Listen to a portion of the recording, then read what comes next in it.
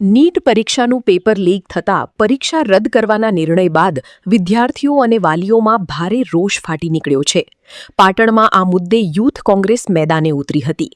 TB3 રસ્તા ખાતે મોટી સંખ્યામાં ભેગા થયેલા કાર્યકરો દ્વારા સરકાર વિરોધી સૂત્રોચ્ચાર સાથે ઉગ્ર વિરોધ પ્રદર્શન કરવામાં આવ્યું હતું. વિરોધ વધુ ઉગ્ર બનતા કાર્યકરોએ હાઈવે માર્ગ પર ચક્કાજામ કરી દીધો હતો. અચાનક સર્જાયેલા ચક્કાજામના કારણે હાઈવે પર વાહનોની લાંબી કતારો લાગી ગઈ હતી અને ટ્રાફિક વ્યવસ્થા ખોરવાઈ ગઈ હતી. ઘટનાની ગંભીરતા જોતા પોલીસ કાફલો તાત્કાલિક સ્થળ પર પહોંચ્યો હતો. કાયદો વ્યવસ્થા જાળવવા પોલીસે ચક્કાજામ કરી રહેલા યુથ કોંગ્રેસના કાર્યકરોની અટકાયત કરી ટ્રાફિક હળવો કરાવ્યો હતો.